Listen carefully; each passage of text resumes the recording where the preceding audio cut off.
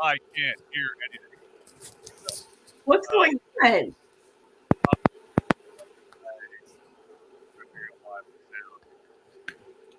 What are you hearing? Is it me? It's you, big game gum, big time gum. Well, I got a whole thing this morning. I got a kid over there. I got motherfucker. There we go. I can hear you now. Sorry about that. I can hear you now. Can you guys hear me okay? Yeah. Yeah. Cool. Weird. What's up? How you guys doing? Good morning. Good morning. Good morning. How's it going? Happy Friday. Oh, In a fishbowl, huh? So let's talk about that. What are you hearing? It sound really bad right now for me? I don't love it. It sounds it sounds like a toilet is flushing continually. Oh, okay. Oh, well. Oh, he's checking it out. He's checking it out. Fascinating. It's from me or it's from him? From him. That's what I'm hearing. Oh, I see. When he muted it, it went away. That's what I heard. How does my audio sound right now? You sound pretty good. Shia, how does my audio sound right now? Does it sound okay? Shia is like our man woman they in the street right now. Thank God. Good enough for Shia is good enough for us. That's what I'm saying. Yeah, that's what I always say. Let's see, Freed. Here it comes. Hey, that sounds great. Yeah, it was a hot water maker. Oh. Cool. There we go. And there's it. And there's a young child.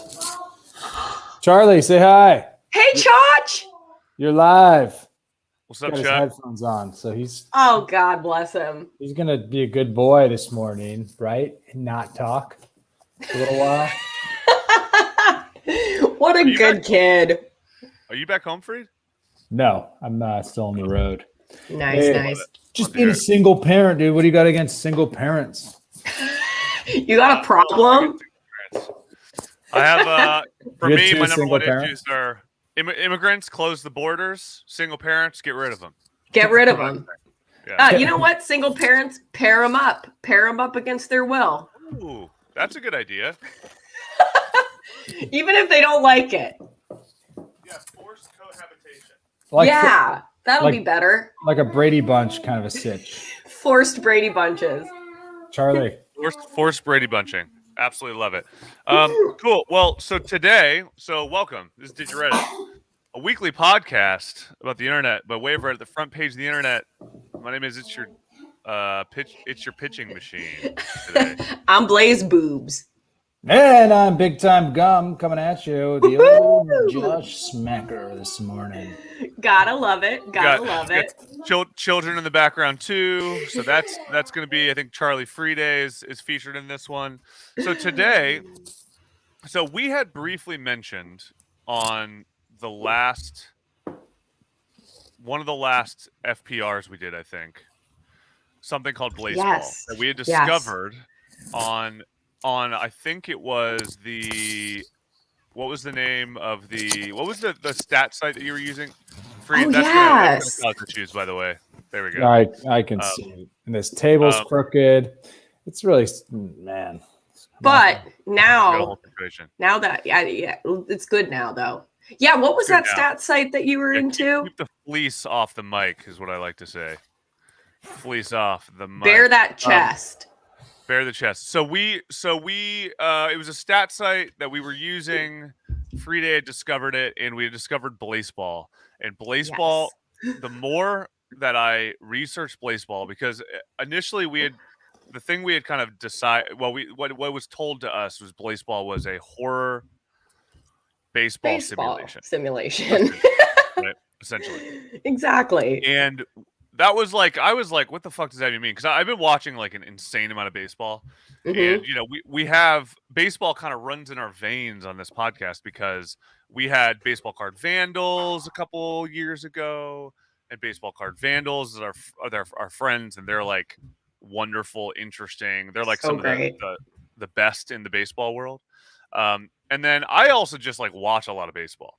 My team is the Cleveland Indians. I love them. They're a catastrophe, but I like watch them, pretty religiously. So when I saw the whole horror baseball thing, I was very like, what the fuck is this? Right. Not like a perversion of my game as much as like, I don't understand how this works. Right. Right. And then basically what happened after that is as soon as we finished that episode, I like dove in. And I decided to just like try to figure out what it was all about. And I got really into Blaseball. Dude. And so for all of season 24, the expansion era, I was like locked in. You were into it?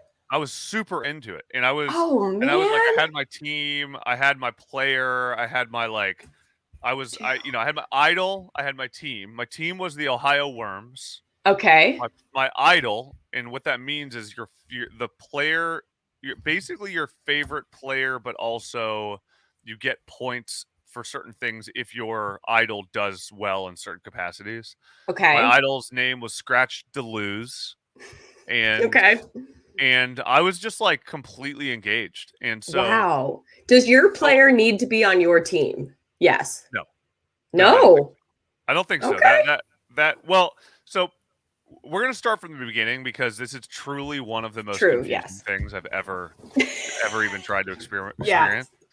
Which is kind of what makes it. I mean, that's kind of the purpose, right? Like that is literally the purpose of the experience. It would be like trying to describe baseball to dog kids.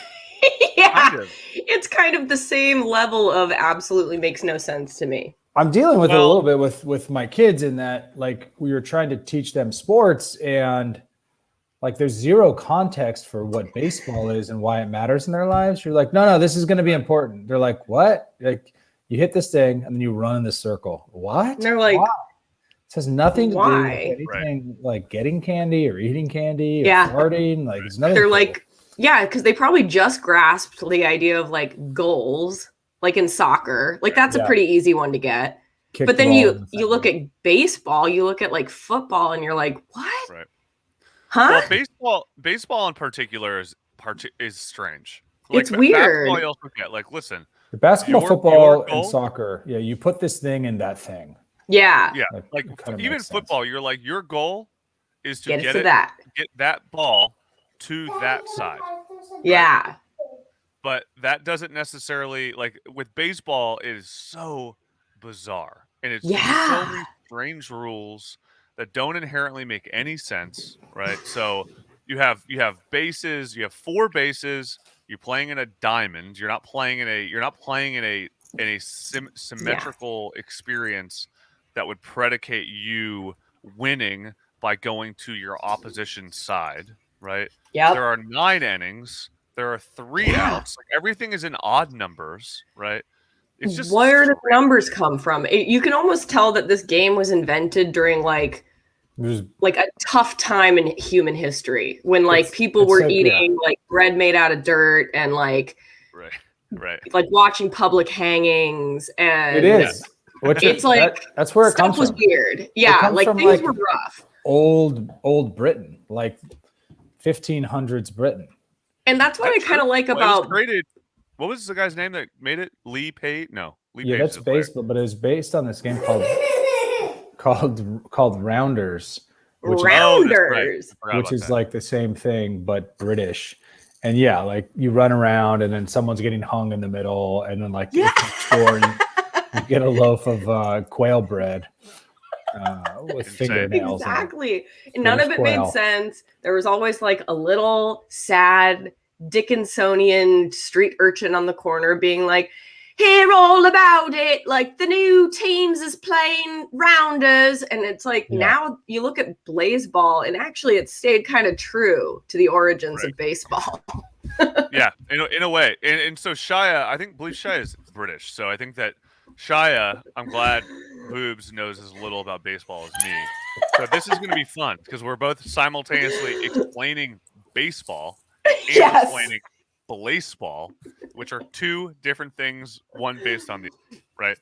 So, so I guess it is in a way an important foundation to understand in some capacity the basic rules of baseball to understand and the culture of baseball to understand baseball. Because I guess if there's a sport called like Scrugbly, and it was like, what's that? And they'd be like, it's based on rugby. I'd be like, I'm already lost, right? I don't know anything about rugby. I don't know anything about this, right? Yeah. So the basic rules of baseball being, in this, for all of our American listeners are sports fans, this is going to be ridiculous that I'm explaining baseball, but it is for people who don't. I mean, we're an internet podcast. Like, there's a lot of people who presumably are not into sports, have never been outside, like me. Never been outside, exactly. So baseball, the basic rules on a foundational level. Maybe you learned it in PE class, maybe you didn't. Right?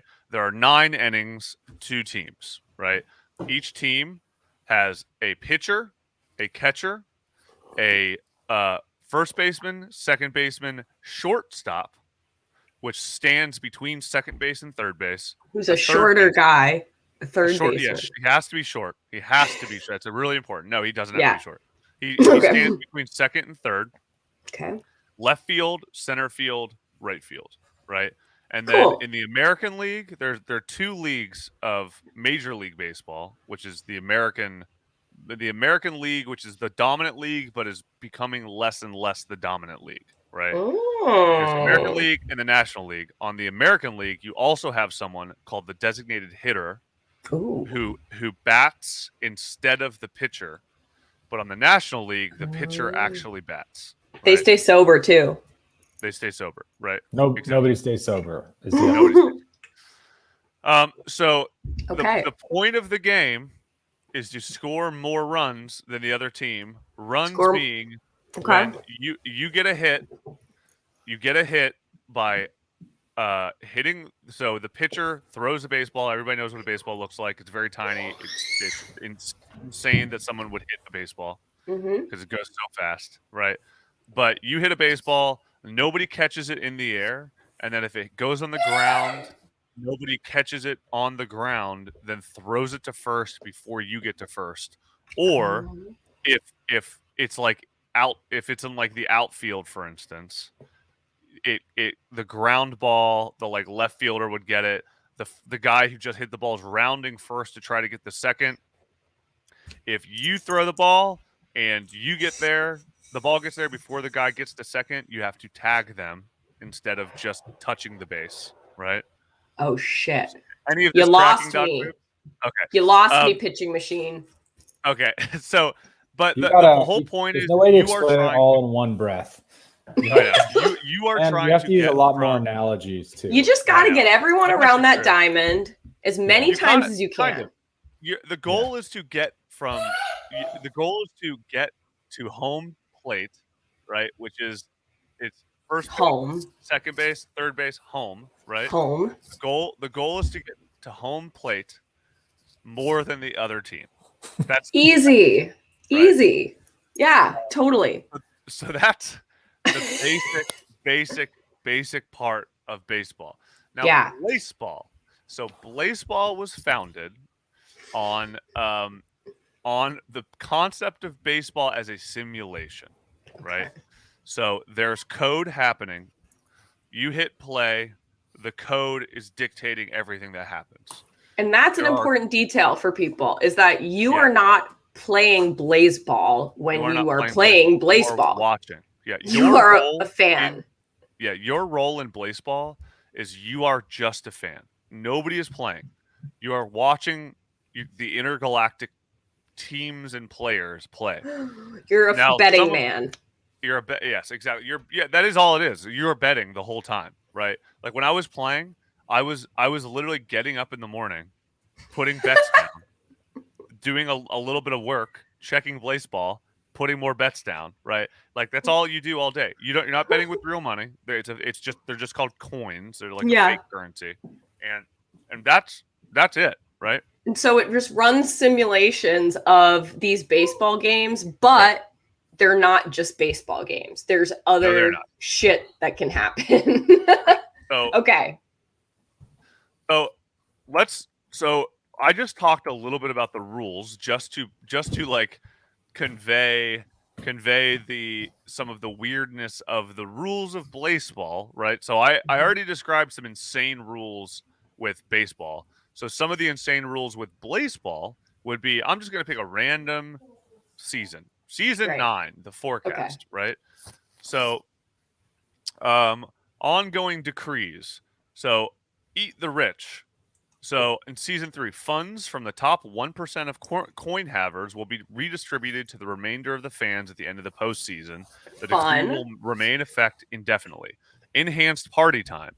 When a player is in party time, mathematically eliminated from the postseason, they'll have a chance of receiving random permanent stat boosts during their games.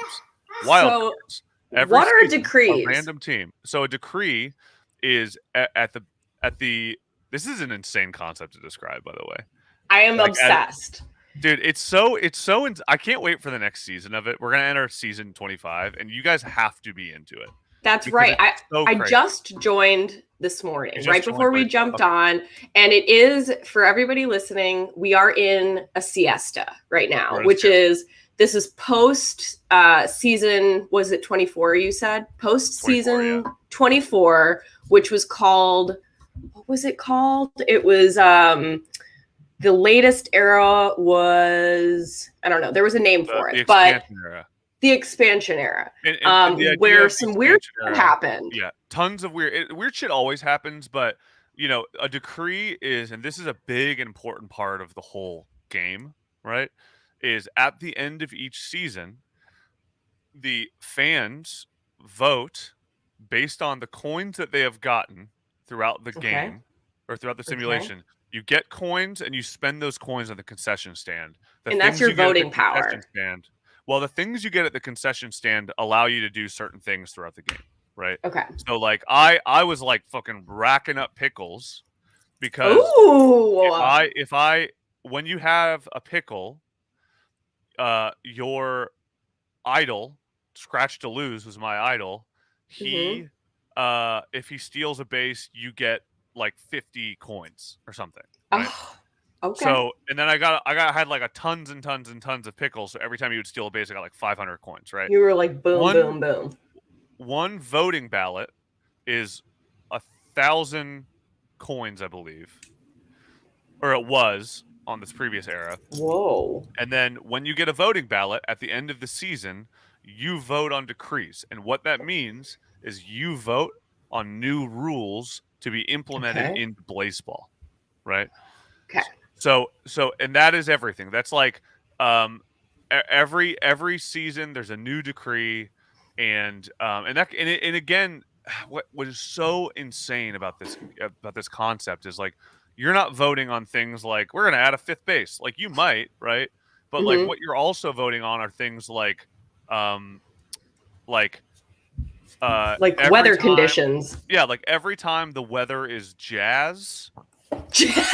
Blood Rain incinerates one umpire. You know what I mean? Like those are the things that you're voting on. Like these that's like things that you're just like, what the hell? So that's like where the horror part comes in. It's like the weird. So something I noticed people were talking about on the subreddit after this expansion era ended is that many of the teams got sucked into a black hole last era. Everybody died. Everybody's dead.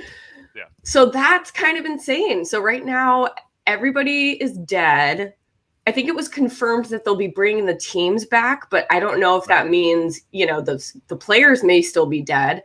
I read, Big Time Gum sent us a great video last night where someone explained that the players made a rule during one era that you could bring back a dead player, but then the game creators can it's almost like the Monkey's Paw episode we did, where it's like you can, as players, create a fun rule, but the game creators are kind of like the antagonists, where they can be like, okay, but this is going to be, the bad shit that happens when you do that. So there's just huge, crazy, bloody surprises around every corner. Sounds a lot like American politics, right, Dog? Yeah, like American baseball. So there's there's a great wiki on all this stuff, like from the baseball wiki. I pulled it up right now on the which you can access through the Reddit. But it might be worth reading what is Blaseball, and just as like a clean paragraph, because there's some there's some ramblings going on here. Let's get that. This is going to be a very rambly episode, because this is, but this is the point in a way. Like this kind of accommodates it. Yeah, it is. Let's get that paragraph. So, Dog, do you want to read? Yeah, let's read this straight up about and the history, because I think that there's the about from inside baseball, proverbially, right? Mm-hmm. Like if you're inside the baseball world, then this is what it's about. If you are outside of the Blaseball world, this is what it's about, right? So I'll pull up the wiki and I will just read just on the top level. I'm going to read the wiki, and then if you could read the actual Blaseball wiki about, maybe that would be helpful, right? Yeah. Some of it might be redundant, but all right. So Blaseball is a baseball simulation horror game developed by the Game Band. The Game Band is a very small game studio. I believe they're based in LA somewhere. And they make mobile games, right? Like they're not like a hot shot Call of Duty. Like they're making small stuff, right? Got it. But very popular. And there's a huge market for this kind of stuff, obviously. So it was released in July 2020. So this has only been around for a year. Wow. Right? And it was released in the middle of quarantine, essentially as a contingency plan, because quarantine fucked everything up. Right. Damn. And so it was released in July 2020 and is played via a web browser. During each week, the game is active. A full season and championship series of Internet League Baseball, which is the name of the league, is simulated with elections on Sundays in which the community can change the rules of the game. Non-player characters, such as the league's owner and commissioner, occasionally deliver dialogue on the website through Twitter accounts, creating an absurdist horror narrative. The game has an active fandom known for their prolific fan works, and there's a high degree of audience participation, with the game's developers actively engaging in the fan community online. So that is really what this is all about, right? It is a simulation where the fans all actively participate in the fandom. On Discord, they use Discord a lot, really heavily. Twitter a little bit, and Reddit. I think those are the three places they're most active in terms of the communication. And the fans' involvement is betting, which can earn you the right to dictate rules along the way, which then changes the simulation parameters, essentially. Exactly. Okay. Cool. Do you want to read the actual baseball wiki? Yeah. Let me share my screen and let me show you what I'm on. Oh, wrong one. By the way, I'm supporting the Baltimore Crabs. Oh, old Crab's head. Gotta be.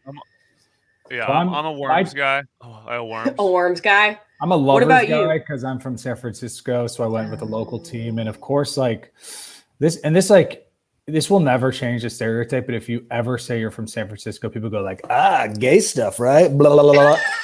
Like still across the board, it's like it's always been like the stereotype, and I'm glad to see it still holds true in the simulation world, even though anybody who was gay in San Francisco probably got forced out for gentrification. Like seriously, they're like not the thing anymore. They're like, no, Ivy League vests only, por favor, move it. But it's cool. So I'm part of the Lovers. All right, I love that. I'm all about it. I just think crabs are funny, so that's why I'm the other doing team. You're a Baltimore head. The other team I might go for the Tokyo Lift. They're really like my backup team. I also love the Miami Dale. Dale, that's pretty funny. Okay, what is Dale? I don't know that reference. I don't know. I just know that Pitbull says it in every song he does. Oh, is it like a Dale? it's like a Miami like hello? Yeah. It's like a thing. I think it means party, y'all. Like I'm Pitbull.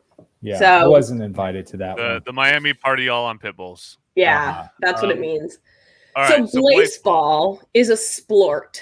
And when I went to that hyperlink to see what exactly that means, this is what shows up. Let me see if it'll take you there. Splorts, and then everything is blocked off. You can't click on it. So this is sportsmanship. It is worth mentioning. This is a big part of their culture as well. Is there's a lot of redacted text that actually would help clarify rules. They always redact it. Like I don't know if Blaseball.com. I know the last time I was there, it was because when the expansion era ended, they kind of went on a like, hey, we got to fix some stuff. We're taking a little bit of time in this big siesta, and so a lot of the main things are gone. Yeah, for now. Which would have things like the decrees, the rules, the Constitution, and you would click on them, and it would be like, therefore, if redacted, Blaseball splorts redacted, Internet Baseball League redacted. You know what I mean? So it was like not helpful, but that also added to the added fuel to the fandom speculation. I like being able yourself. I like being able to redact things in my day-to-day life that could for your protection, like yes. And if you knew, I'd have to kill you, kind of thing. Yeah, like if my wife is asking me too many questions and I give her a prepared statement, but most of it's blacked out. She's like, all the information I want to know is in here, and I'm like, well, we don't. It's national security. Sorry, I don't make the rules. It could make you see me differently, and we can't handle that. So we can't handle that. Reductions is a great tactic. Okay. It's a great tactic. I'm already loving Blaseball. I know, right? So these are other sports. You get into it, and it doesn't get any less confusing. I'm going to tell you that right now. Like the more you get into it, the more confusing it gets, and it entirely depends on how much energy you have for discovering something from nothing. You know what I mean? Yeah, that's really what this comes down to.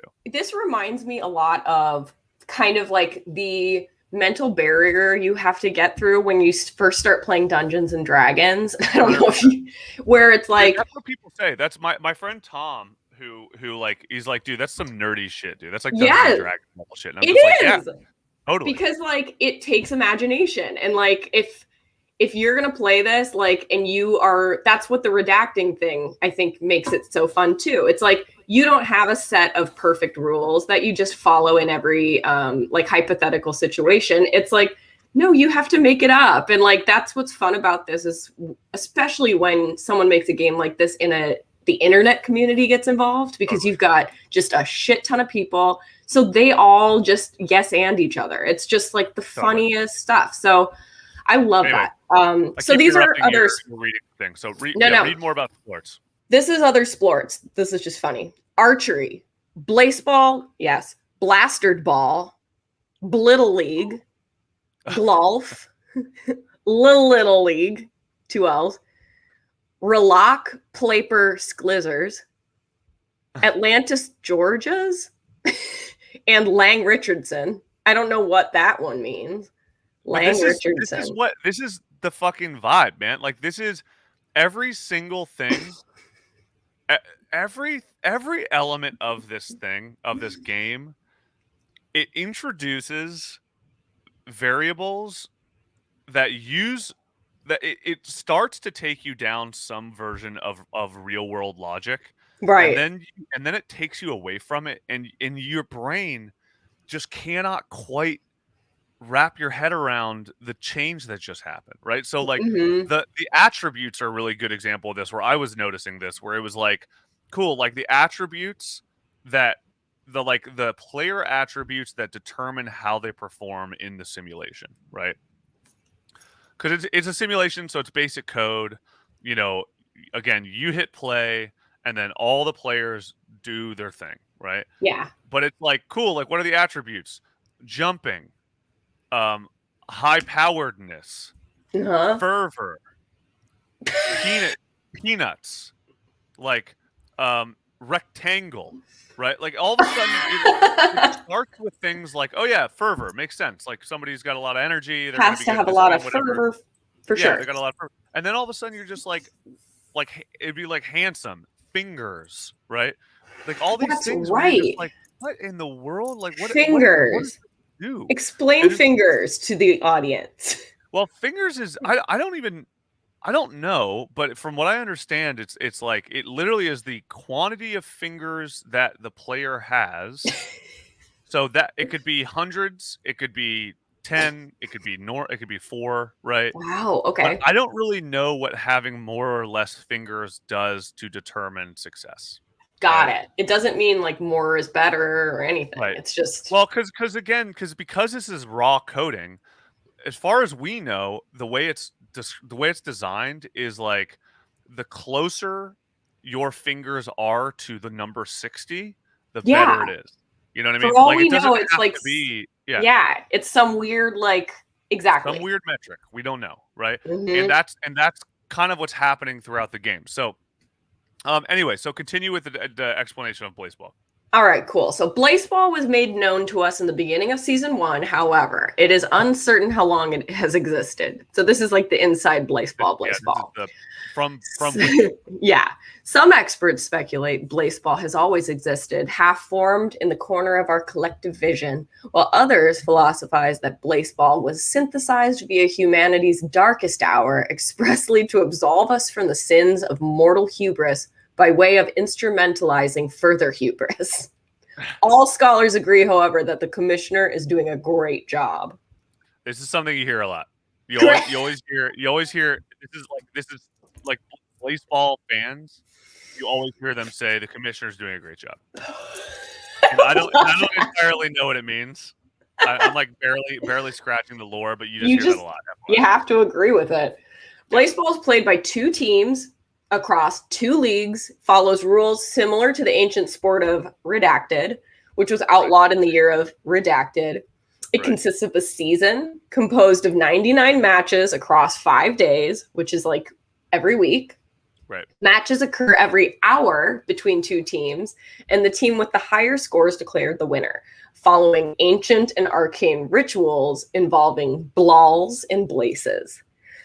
Each team has a total win-loss ratio, and at the end of the season, the 4 best teams from each league move on to the postseason, which occurs every Saturday. This is a best-of-5 series between the 8 teams. It concludes with the season's championship internet series when one team is declared the champion. No splorts are allowed to take place. What was that last dog you cut out for a second? Can you say that again? Yeah. On Sunday, this is known to some as the Slabbath. No splorts are allowed to take place. Instead, the results of the election are revealed and the events of the season are set into motion. So the fans of Blaseball bet coins, like you've mentioned, on who they believe is going to win in each match. And if that team wins, the participant earns back double what they initially bet. The coins are collected for many reasons, such as greed. However, most participants eventually spend these coins at the shop to purchase beneficial items to fuel their gambling or to purchase vote tickets. Coins do roll over from season to season. So that's where your pickles have come into play. Exactly. Sounds like those are an absolutely wonderful purchase. Right. So elections, every season, participants are given the opportunity to spend their vote tickets on a predetermined ballot of decrees and blessings. At the end of a season, the votes are tallied and the highest voted changes are enacted. Decrees are significant changes to the state of the game or to the rules itself. Blessings are significant changes to individual players on individual teams. So blessings are awarded on a lottery, meaning that the participants voting on a particular blessing on behalf of their team means that their team is more likely but not guaranteed to be awarded that blessing.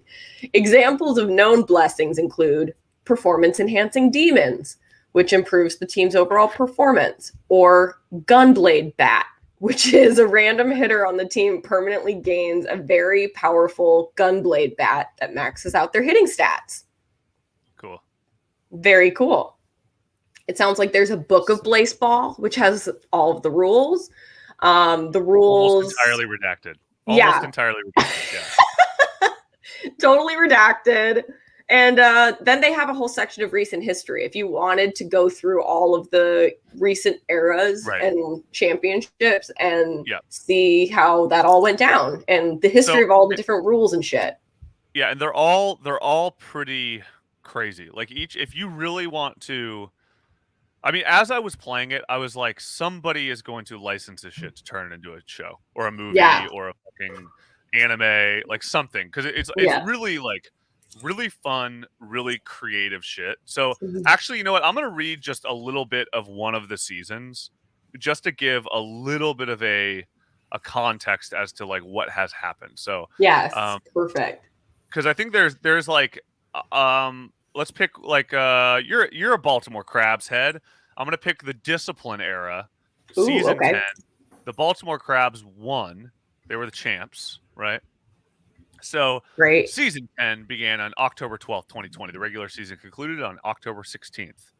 The Baltimore Crabs defeated the Charleston Shoe Thieves 3-1 to win their third internet championship in Trigger Ascension. So notable events: end of the Discipline era. After a full 9 seasons under the rulings of the Forbidden Book, season 10 marked the end of the tyranny of the Shelled One. The subtitle changed to Peace and Prosperity to signal the start of a new age.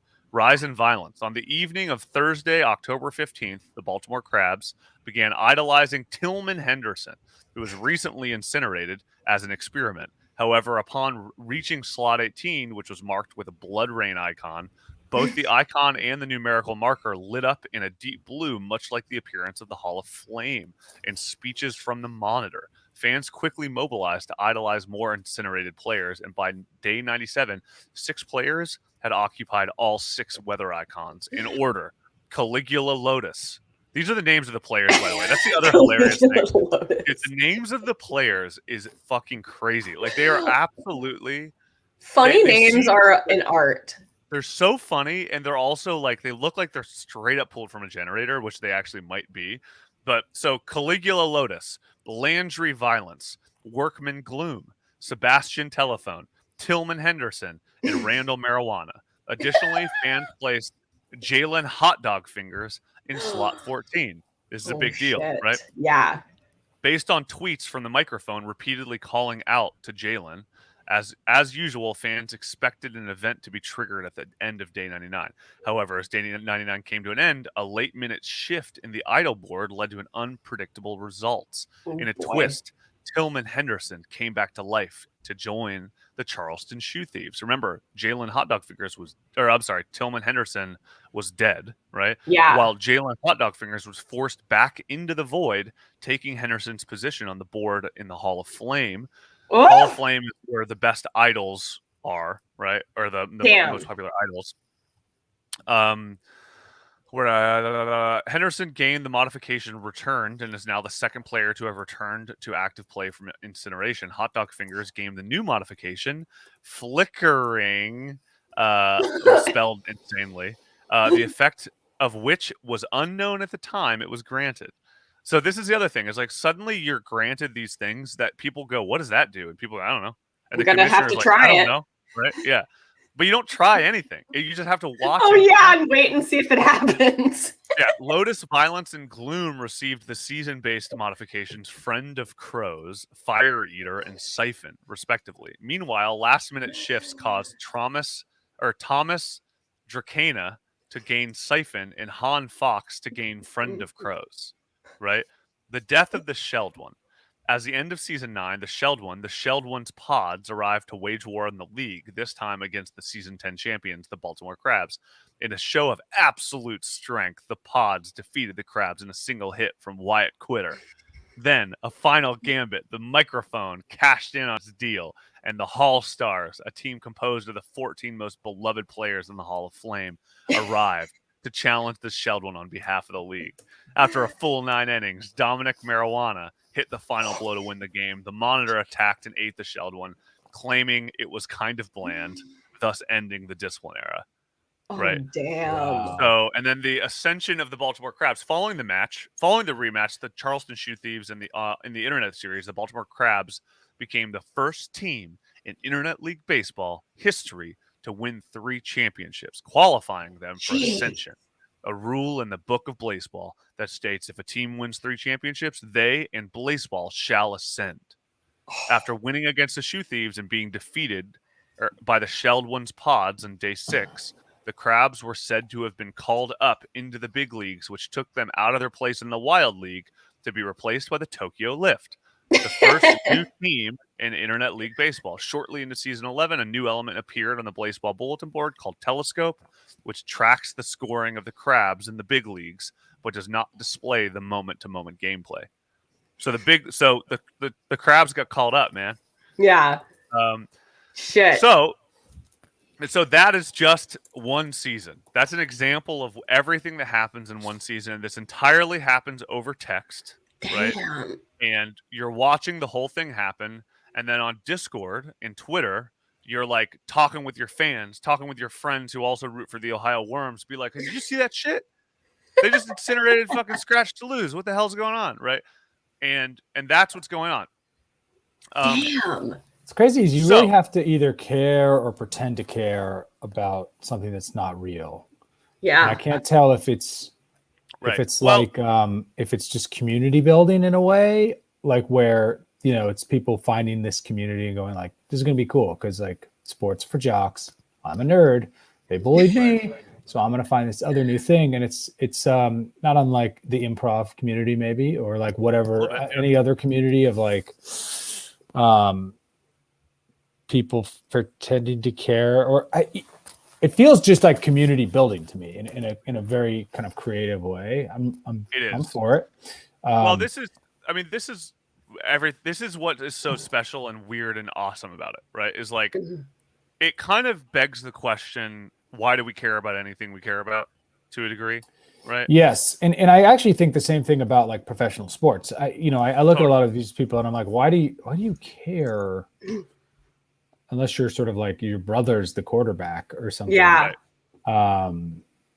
And I think it's community. It's like, it's a place to get drunk on the weekends with these other people that also like to not work out and have guts. Totally. And so it seems like that's what the creators were trying to do too. Cause this did come out during quarantine and it was like a side project at their studio that they have. And they didn't expect it to take off so huge, but part of why they created it in interviews, they say, is like to bring people together. And it sounds like anybody can get pumped about, I don't know, get into it, world building with people brings people together. Yeah. What's really fun is like the community being able to dictate some of the terms and the rules and like without that, you're very much on the sidelines. And so, it's a cool experiment in like building out this this universe, this environment, and seeing where it goes. So are you guys? Do you guys follow any sports teams? I know the answer for you, Dog, is probably a resonant no. Yeah. Is there like a Sims to follow or anything? Like, is there like a public sim that like people sort of participate in watching? Because if they don't do a thing like this, they're crazy. I think they should. Yeah, right. For The Sims? Yeah, like some sort of like community-based like pay attention system to something. I mean, you guys, I have a list of some amazing Sims people, but it's nothing like or not an organized. It's not centralized. Like no. But you know what they do have though that is really kind of crazy? They have made up Sims modeling agencies where they will like collect role-playing people's Sims accounts and be like, do you want to join our modeling agency? And then they'll like, basically people will share the files to their Sim and they can download other people's Sims and then create scenes where they're like all these influencers hanging out, and then they post like we're the millennial modeling group, and it's weird. So there are some like centralized groups that do that, and there are some people that make real music, and then they're like a musician sim personality that's like an Ariana Grande type, but a sim that's not real, but there's real music that this person makes. It's interesting. The Blaseball world has like all these offshoots of sort of creative endeavors from the fans, like music and things like that, where people are now sort of like competing in the real world to support their team in a way that's like, my team has this theme song and somebody made it, and it's good, and you're like, yeah, that is my team song sucks. Like, we need a better crap song. Well, I mean, so what? You know, this is all about this like fake version of sports, right? But you know what you just described too, Doug, and in Spakaman, Spatchman, it asked if the role playing. I think RP is what they mean when they say I bet. Playing. But is the RP sim community still active? Which you just answered. But what's interesting about that is like they're simulating the influencer ecosystem. Right. That's their simulation, which there is an element of that, right? Now we don't have as much, but like I don't look at like Vine or TikTok and go like, that's my guy. Right? Yeah. No. You know, but that's why I asked about the sports affinity, right? Is because I grew up a fucking sports head, and then I went through about you know, probably 8 years wandering the desert alone, anti-sports, and then came out of it and got really like back into sports, and I have my teams and I know everything about them, and I'm fucking down, right? And my teams are the Cleveland Indians, the Cleveland Guardians now is what they go by, right? That just changed. That just changed. The Guardians, huh? I heard a suggestion that they were going to be called the Spiders, which it just sounds so bad, but the Spiders is that was like their original name back in the 1900s or whatever. The Cleveland Spiders. Yeah, the White Power Spiders, I think, was the full name, and then that was what I voted for. But you have the Cleveland Guards, the Cleveland Browns, which I'm a big Browns fan. That should be changed too, right? The Browns. No, the Browns are named after their owner from their first owner. Are you sure? Are you sure? and then Arsenal Gunners, right? The North London soccer team. And so what's so interesting is that's the best there name. is a raw. So with the Cleveland teams, it's all about my family, right? Like that really is the big part of it. Is like me and my cousins are all on like a group chat called the Kids Table, named after when we were all growing up. We all had to sit at the kids table, right? So we have this group chat called the Kids Table. It's all the cousins, and it's all like a lot of the chat is about Cleveland sports, right? Because we're all from Northern Ohio, and like that's a way. Like I live in LA. One of them lives in Denver, Columbus, San Fran, in Dallas, I think is where we all are.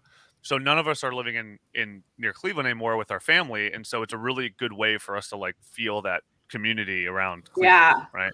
Yeah, and God forbid anybody talks about like Aunt Hilda's drinking problem or politics or like anything real, because it could like blow the roof off this family, you know? Sports is this like happy little, safe thing to discuss. Yeah, and it just I meet people all the time from. Every once in a while, I'll see somebody wearing a Cleveland Browns shirt or a Cleveland Guards hat, and immediately have a like, hey man, go Tribe, right? Mm-hmm. And then it's a moment of connection with people, and then you kind of go, where are you from? You'd be like, oh, I'm from Cuyahoga Lake, and I'd be like, oh, I'm from down in Marietta, like downtown. They'd be like, oh, I've been there, I love it, yeah, it's cool. And then and it creates this sense of community immediately. That is regional. It's a shared language. It's a shared vision. It's a shared value system, because if you're from San Fran, there's a little bit of a specific value system that you're going to have that's going to be very different from people from Ohio, very different from people Gay from Louisiana, stuff. whatever. Across the Gay board. stuff, exactly. And then Arsenal is interesting because I'm not from London, obviously. I didn't grow up, but I became a big fan of Arsenal, and Arsenal is a very global team. Like soccer is a very global sport, obviously. So that one is a little bit more about a global community. And there's a phrase in soccer, or football rather, that you can choose your Shia LaDouche, the Gunners, the Goons. So you can choose your family. What is it? You can choose your wife. You can choose your job, but you can't choose your club, right? is what people say, and that basically is like once that's your team, that's your team. Yeah. There's no changing. So you don't go from being like a Arsenal fan to be like, oh, I think I'm going to be a Leicester fan now. Actually, yeah. You That can't do doesn't happen. that. Like they're not winning enough. I'm gonna switch. You are an asshole if you do that. You can't do that. And so there's an interesting psychology in the community of that I think the act of simulating. Oh, I mean, shit, yeah. Shia.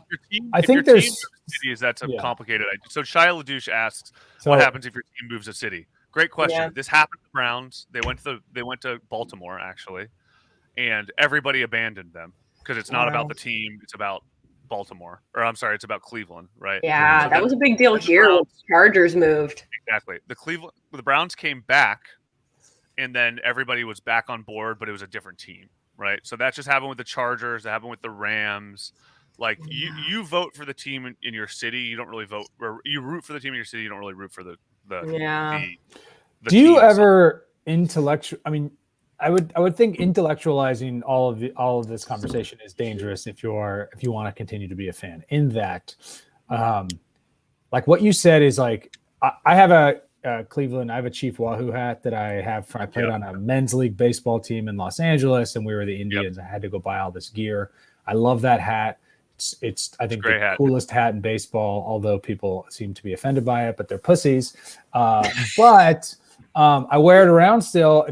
And I probably shouldn't now because I'll get canceled. But there's a guy in my neighborhood who's from Cleveland, and he always like leans out his window. He like spots me out of nowhere, and he's like, "Hey man, go Tribe! Go Tribe! Hey, where are you from?" And I'm like, "Oh," and I hate You're to like, don't bring attention to it, but like, thanks, man.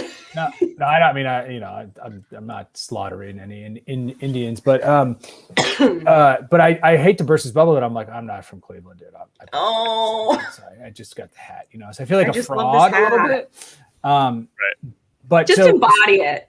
But then in what you said about like, there's you sort of like, it's this transferable community where they value, you go, oh, I know that guy's value systems, I know that guy likes to eat like Cheetos. What's like your guys' dish? It's probably like a 19-layer dip with like Cheetos, like something like really heavy, right?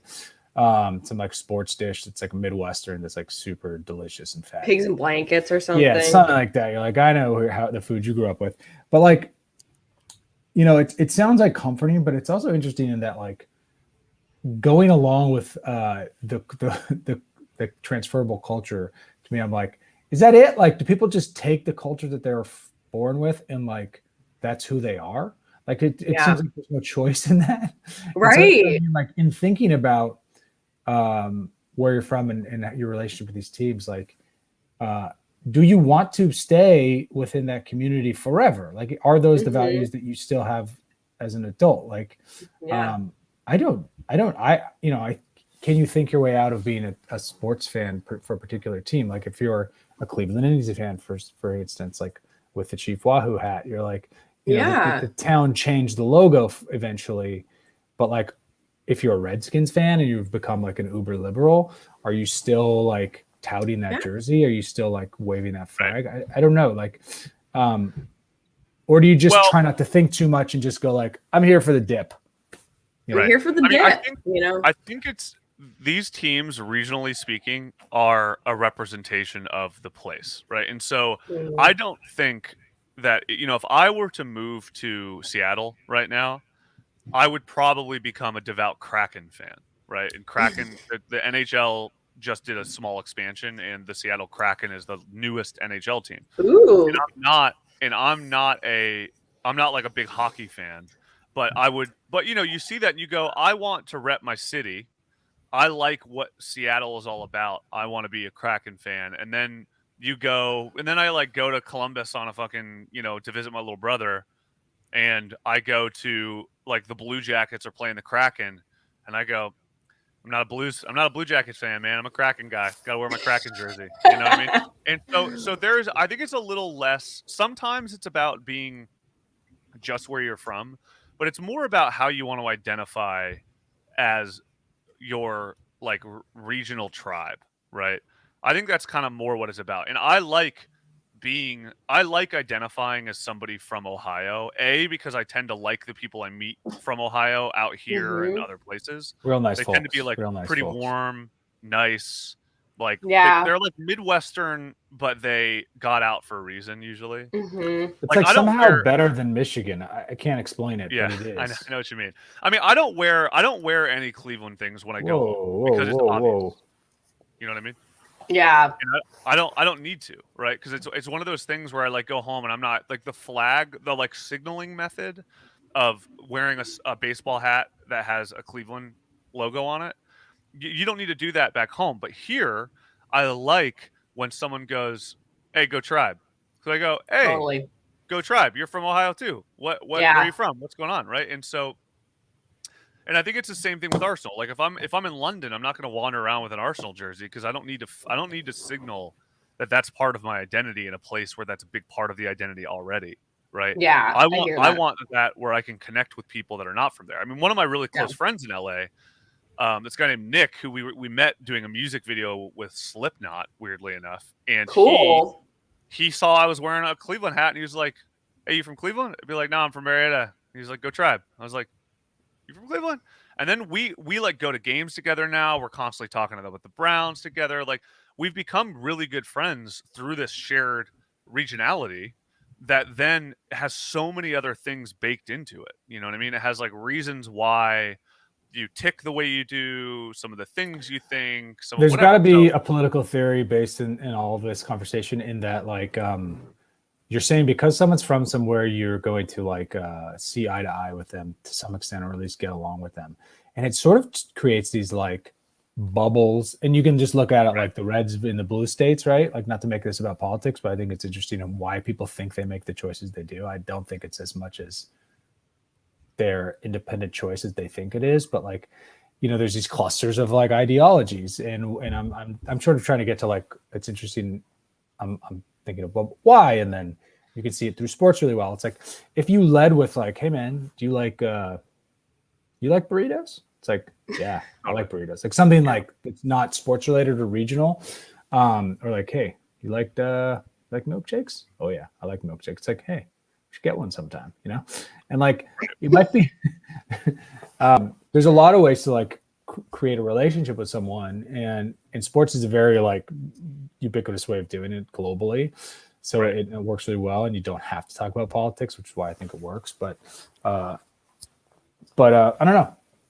I mean, it is one way to do it, and I think that bands are another way. Like if I wear a lot of band shirts. Exactly. In like bands. It sucks when I'm wearing my Sublime gear and someone's like, "Hey, Tribe," and I'm like, yeah, you're like, "Hey, I'm not a music fan. Sublime heads.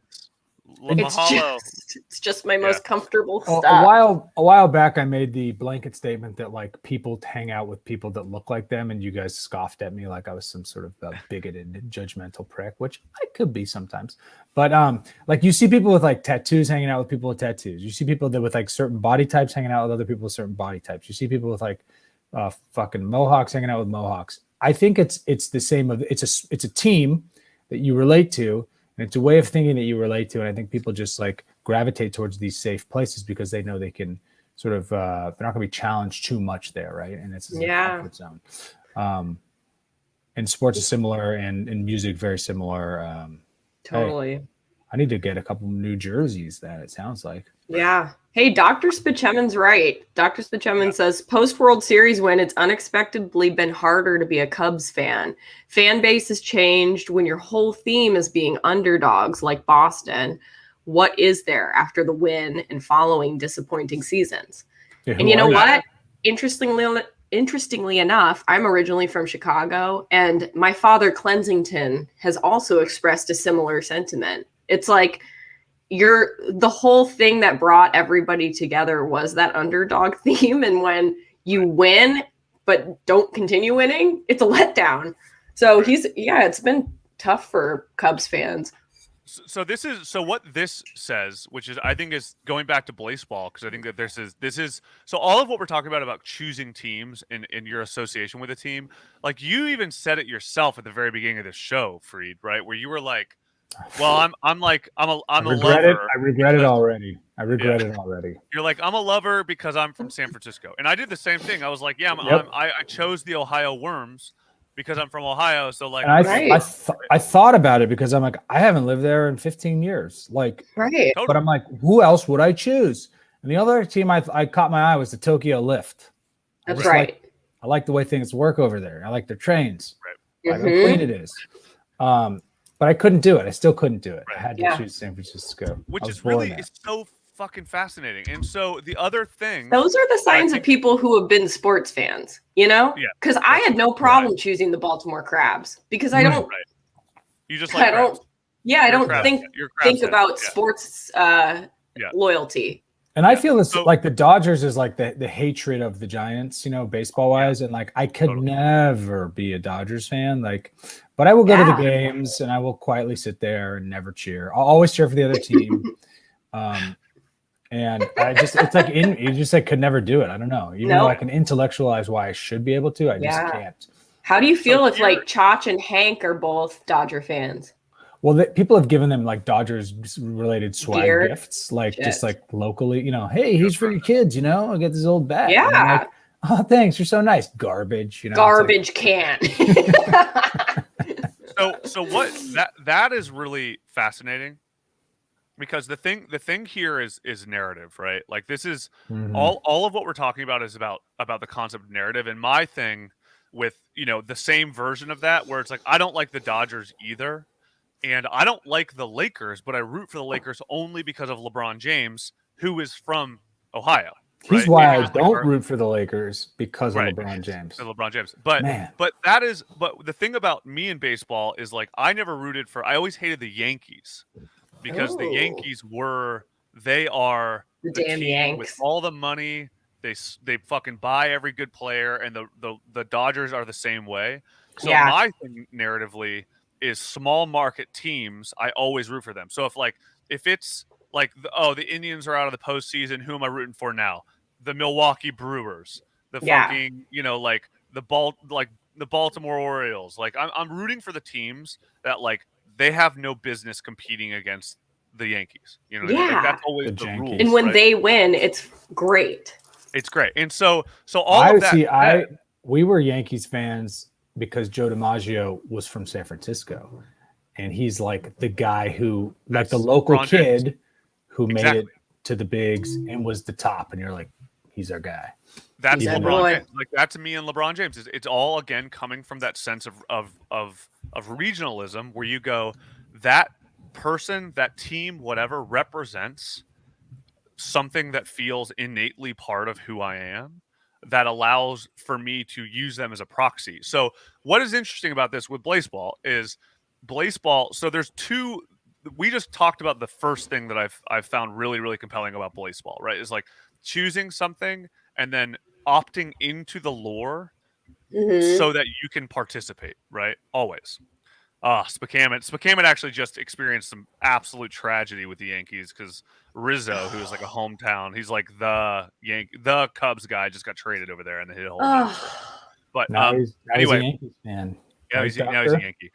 This is a whole different conversation. The Cubs just imploded at trade deadline, so I don't even want to get into it. But like that's a big part of it too. But anyway, so the other thing, damn it! When it comes to narrative, hurts, don't it? Hurts. There is something so interesting about the way Blaseball doesn't explain anything. So everything that happens throughout Blaseball, you are learning through the lore of the act of participating, right? Which isn't really dissimilar to. Did everybody freeze? Did I just baseball. freeze? You guys hear me? Yeah. Right. There's been a little bit of freezing going on this episode for some reason, but anyway, I don't like if you are narratively engaged in it, like none of you guys know anything about the Rizzo thing, right? No. That's the Cubs thing, the going to the Yankees, right? But if you participate in the culture for long enough, you understand the heartache, you understand the rules, right? Yeah. You understand all these things that happen. So when somebody says the weather is jazz in Blaseball, like we all go, well, that's hilarious, right? Yeah. Like it's jazz. That's not weather. What are we talking about? But in the world of Blaseball, the narrative has been established so much that you understand the implication of jazz, and then it's going to be intense. You are learning. Yeah, but it doesn't also mean jazz. It doesn't mean anything. It means whatever has been established through the collective lore of the participants and why you are supposed to care about it, right? Which is, again, it's not any different than any other sport. I actually find it's also really interesting that they use baseball instead of like basketball, ball, blocker, whatever, because baseball is already inherently so confusing. Yeah. And like the way that fandom happens in baseball, I think is also really interesting, where there's a lot of people that I don't like. I think about this a lot because it feels like baseball viewership has gone down a lot. Yes. But the contracts are as extreme and as expensive as any sport. Yeah. Like they still have. Well, have you ever had a $22 beer at Dodger Stadium? I mean, oh yeah, that's true. But that's no different. That's no different than any of my of any other sport, though. You know. I think what baseball has going for it, and I think about this, I have this conversation with people a lot. I played competitive baseball my whole life through college. There's so much nuance and intricacy in baseball, specifically baseball, every sport, but specifically baseball, because, and I think the average group of viewership, 82% of them have no idea what's going on. They're out there for the beers, the dogs, kicking your feet up, eating some peanuts. Cheering when other people cheer. Cheering when other people cheer. It's just like a fun thing to go do. Totally. And that'll never get old. And I think that's why baseball is still surviving at all. Like the game part of it, and this probably applies to most sports, but I think baseball the most. Like most people have no idea, like in a 2-2 count with like a pitcher up and like the number 3 batter and the man on second, and the score's tied in the 9th inning, like why that's an exciting moment. And you just sitting there drinking your $22 beer. And if you can explain it to someone, it's very interesting pitch by pitch what's going to happen next if somebody chooses to care. Most of the time, people are just like, I don't give a shit. I'm getting a little bit drunk, having a couple of dogs. And that's why I think they're still in business. And that's what generates the payroll, right? Is like the stadiums are still crowded. And so that's all that really matters, right? Yeah. It's true. Yeah, you go to a game, dog? You ever go to a old Dodger game? You know, I've been, and the last time I went, I got there in like the 8th inning. And that's like when I got there. And we got our hot dogs, sat down, and then like the game was over. So I left.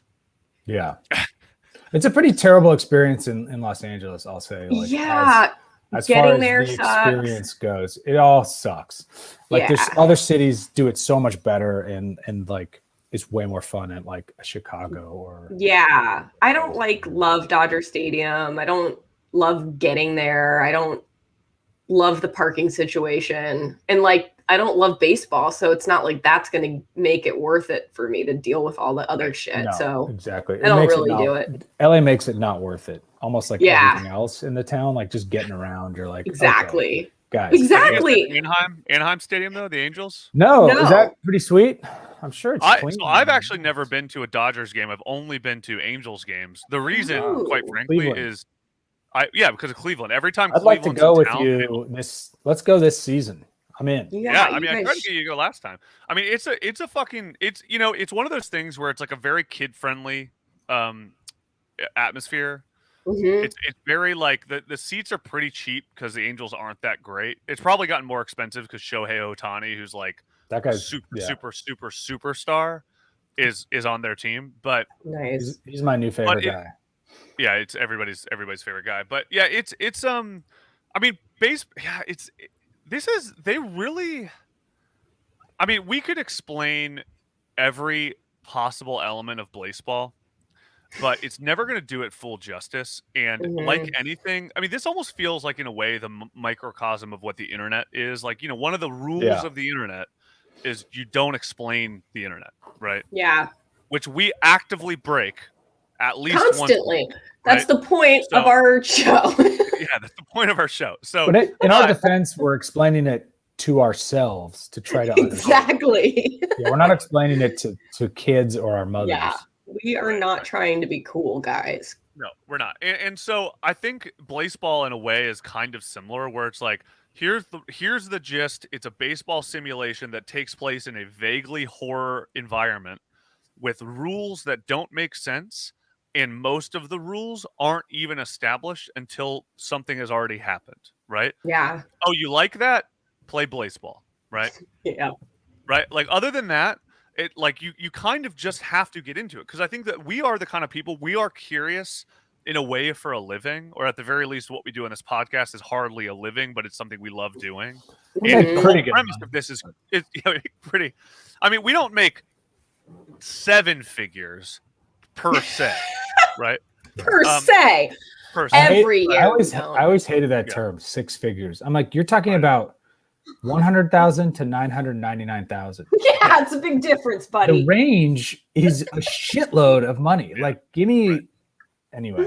It's the dumbest. Hey, I'm making 6 figures. Yeah. Hey, buddy, I make 6 figures, barely. I had a friend who, every time she'd have a conversation like this, she'd be like, "Listen, I'm making hundreds of dollars over here." Right? Like, it could mean anything. Yeah, really. But I think, if you are into the proposition of, if you want to, like, volunteer yourself into an inherently confusing situation that you actively learn about and participate in, and you like community building, Blaseball is so fucking sick. It's such a unique thing that it, like, took the internet by storm. I mean, they also, by the way, they refer to it as a cultural event, right? They don't talk about it as like a simulation, whatever, because it really does feel like that. It really feels like this happened a year ago. People glommed on. We didn't even talk about the fan art that is associated with all this shit. But, again, so I was actually reading so I like to read when I can. I don't have a ton of time, right? But if I have idle time, I'll sit down and read. Lately, I've been reading Ubik, the Philip K. Dick book, famous Philip K. Dick book, or Ubik rather, and I was reading it, and I was telling my girlfriend, I was like, it's so interesting reading sci-fi, because the basics of communication are thrown out the door, right? Like, they use terminology that they don't explain, and there's no glossary to understand what the basic terms are that they're using. So you have to work extra hard and be, like, extra cognizant to understand the rules of the universe that this all takes place in, right? Yeah, creating rules. If they say soda, that might not mean soda. It's just a word they're using to describe or articulate something else in a universe they have created, right? It reminds me of drug dealing and being in the game. But yes, there's a whole subset of lingo, if you will. Yeah, there's language, but it's a game. It's a game environment. It's a game. Right? It's a game environment. And so, and that is, I think, a big part of what makes Blaseball fun, challenging, invigorating. All of that is the fact that you do not know what anything means. You have to learn. You have to learn in real time what is going on. Yeah. And you have to try to learn, and you have to, like, listen to context clues. And then, a lot of the sub, by the way, I mean, we didn't really talk much about the sub today, because we discovered Blaseball. It has a big Reddit presence, but it's also not a massive Reddit presence. I mean, it's like, I think they have, like, 14, 15,000 people. 11,000 readers. 11,000. But, like, if you go to the right now on new, like, Blaseball interview, this is from VentureBeat. That's a really good piece. You guys should read it. But then it's like, number 3, beginner question. Number 4, I just joined Blaseball, but I think everybody on my team is deceased. Number 6, I didn't pay much attention last season, but I heard I should. What happened? Number 7, what is this? Number 9, I don't get it. Right? Like, it's all these people being like, how do I do it? And then everybody's kind of like, their responses are just inside jokes, right? Like what is this? Like, the response is, oh boy, you picked a really weird time to join. So a basic overview of Blaseball is, right? And then this like long thing. But a lot of the other ones are just like, hey, what happened? Like, I didn't pay attention much to this season. What happened? Right? And then there's like, he just posts a video that tries to sum it up, right? Like, it's one of those things where people are just like, you just got to try. You just got to try, right? Yeah, exactly. And I was also like, I experienced this in real time. Like, I was doing the Blaseball thing, and I was the whole fucking time. Like, when I joined the Discord, my brain just like exploded. And I already have a hard time with Discord. I've thought about opening a Discord for our Did You Reddit stuff before, but I'm so bad at paying attention to Discord. It's just like another communication system that I just can't wrap my head around. Yeah. But it's just an endless web of lore and questions and comments and I'm just like, I don't know how to pay attention. I just have to like have my team and like do what I think is my involvement in this, which is like try to figure it out over time. And it is a cultural event, and this is one of those things where I actually think at some point this is going to become like a movie or a TV show or something. Yeah, I would love that. It should. South Park guys made Basketball in about 1997, which was remember that. Geez, my computer keeps ringing. Right. That was great. It's funny. About 2 years ago, my good friend Mike Hurley, shout out Mike Hurley, was sitting in traffic coming into Los Angeles, and they were at the Sepulveda overpass, and they were at the Skirball Center exit. They were like sitting under it during some like wildfire, and he started making up a game called Skirball, and it's almost exactly like Blaseball in that it's one long joke. It started off of like being bored and this thing called Skirball, and how Skirball sounds like a game but a made up game. And so it's in our little friend group, we'll get together and drink beers and add rules to the game. And when I discovered this Blaseball thing, I was like, oh my God, this is the same thing. It's just a different version of the same thing. It's a game that basically doesn't exist, but it makes people laugh. And it's a fun way for our specific group of friends to get together. Bringing in a new person to it and trying to explain it would almost be impossible because we've documented none of it. It's all just like up here, Yeah. But I think that's so true. Like this is something that I feel like a lot of that is not a brand new idea or anything. Like something that when I first started looking into this, it reminded me of our episode, and it's not just our episode. This was Bryson's big game broadcast. Uncle B did this before we put it on our podcast. It's not affiliated with us. It's his idea, but he did Bryson's big game broadcast, which had fake football names, fake football teams. It was like eerily similar. And he did this in like 2018, 2019. So very funny. It's something that people like to role play and have fun with, and doing it as a fan is like, it's just hilarious. And I think that now is probably a really good time to get into it because I think the new era doesn't start for a couple months. Is that right? Yeah, something like that. I mean, they're trying to get their shit together. They're basically doing like, they've been working on a pretty antiquated system, so they're going to add like mobile support. That's great. Text notifications, like things that allow, because this was one of the things I was dealing with. I was playing and I would wake up in the morning because the games don't stop. Like once it starts, it doesn't stop until it's just like, the siesta. And so I wake up in the morning and I'm like, I check Blaseball and I'm like, oh, my team was totally incinerated. I don't know what happened. I literally I can't figure out what happened, So it's confusing. So I guess to close it, I'm going to read. So this is a Reddit post. This is one of those, like, the title of the post is, I just joined Blaseball, but I think everyone on my team is deceased. And then did I pick the wrong team, right? Which is funny in itself. But there are the two top responses, I think, kind of both inform the world by which Blaseball exists, but also where we are. For anybody who is about to join Blaseball or getting into Blaseball, don't be discouraged, right? So the top comment, right? So Blaseball is kind of imploded right now.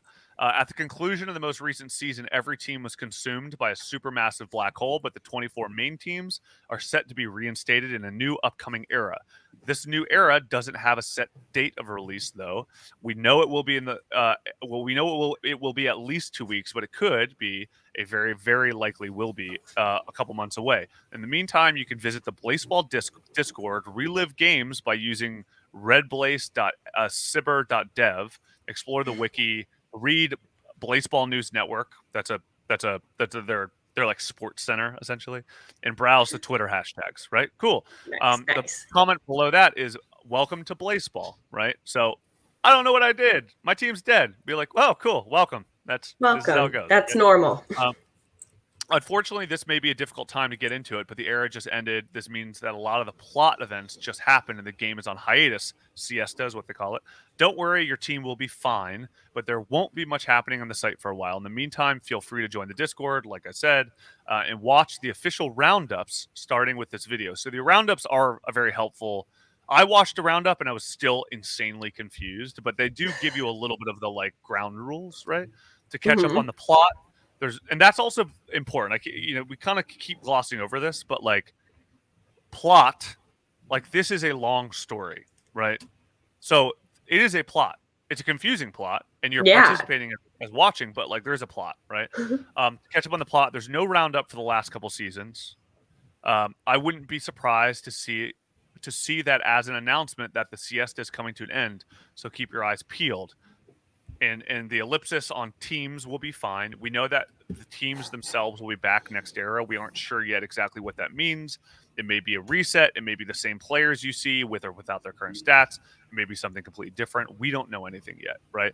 So this is actually a good time to get into Blaseball, but we don't know when it's coming back. But we are at a pause. So yeah. You've only missed 21 seasons in 1 year. So yeah. Well, also, by the way, if we were doing this while Blaseball was happening, anything that we would talk about in the current events of Blaseball, by the time this comes out, it would have been completely different. True. Like, this shit moves so fast. So it's actually nice that we're doing it while the season is kind of on a hiatus. But anyway, that's Blaseball, I guess. That's Blaseball, I think. Yeah, that's Splorts. That's Blaseball. That's Rock Blaper Blizzards. Go Baltimore Crabs. Baltimore Crabs, Ohio Worms, San Francisco Lovers, Tokyo Lift. Pick your team. The Breckenridge Jazz Hands. San Francisco Kiss. Breckenridge Jazz Hands. The New York Millennials. Charleston Shoe Thieves. The Moist Talkers. Yep. Right. Great names, you guys. Yeah. So this is a space to watch. It's fucking sick. I love Blaseball. I want to pay attention to it. We might do another episode at some point because this is like the most internet thing I've seen in a while, you know? Yep. Which I love. So anything else to wrap it up? Yeah. Oh man. Yeah. Good luck with your bandwidth on taking on another team in sport and league. But I'm not taking on another team. I'm already an Ohio Worms guy. Can't do anything about it. I do like I'm a little bit jealous of your mascot, but the Kiss, I guess, is going to be my. That's pretty sick. Signing off with the Kiss. Signing off with the Kiss. All right, you guys. Right. God damn well, this is go Splorts. Well said, Spatchman. Anyway, this is Did You Reddit, a weekly podcast about the internet and Splorts. My name is It's your Scratch to Lose today. It's your Ohio Worm. And I am Dog Boobs. And I'm Big Time Gum for the San Francisco Kiss. Saying, see you later. We'll be back next week. Thanks for hanging out. See ya. Bye.